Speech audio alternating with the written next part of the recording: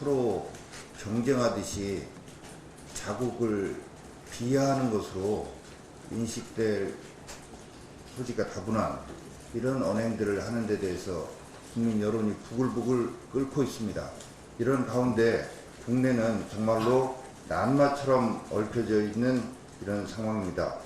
앞서 당 대표께서 말씀하신 바와 같이 이 제조업의 코리안 엑소더스 정말로 심각한 상황이고, 이런 상황 속에서 최근 4년간 지속됐던 세수 호황도 올해로 끝난다는 진단이 나오고 있습니다.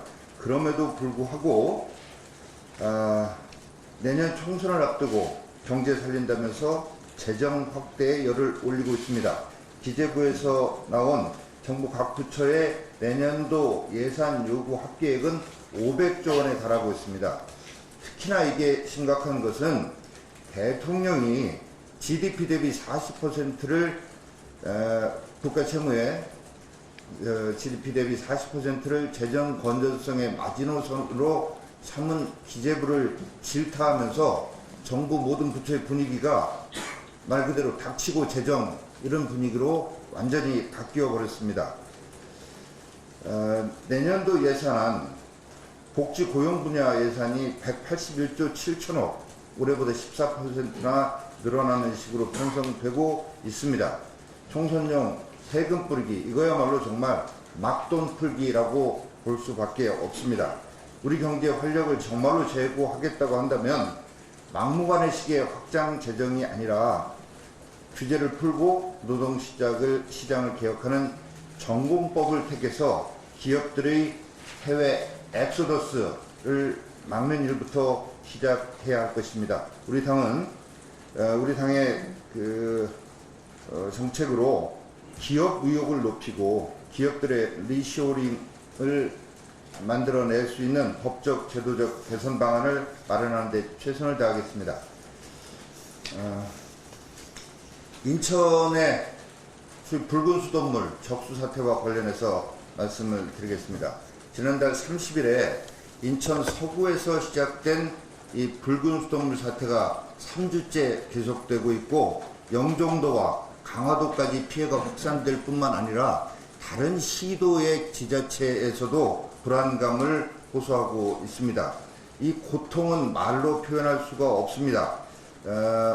매출이 떨어지는 것은 물론이고 생수로 조리한다라는 이런 문구를 가게에 붙여가면서 매상 하락을 막고자 안간힘을 쓰고 샤워도 생수로 한다는 이런 얘기도 나오고 있습니다. 학교 급식, 우리의 미래인 아이들의 학교 급식 문제를 보면 더 심각합니다. 이 앞에 이 사진을 보면 이게 요즘 우리 학생들에게 제공되고 있는 점심 식단입니다. 밥도 국도 없습니다.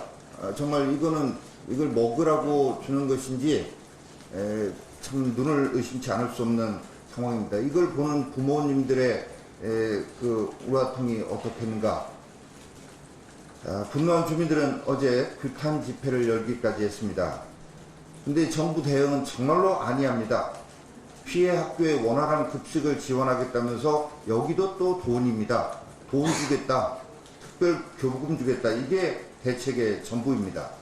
애초부터 이 정권이 물관리 일원화를 환경부로 막무가내로 추진할 때부터 예상됐던 일이기도 합니다. 물을 관리하고 운영하는 주체와 물 정책에 관해서 규제하는 기관이 분리되는 것이 당연한 것 아니겠습니까? 이 두 가지를 무조건 막무가내로 일원화하는 것은 행정부와 사법부를 하나로 묶어서 정부를 운영하겠다는 것과 마찬가지라고 할 수 있습니다.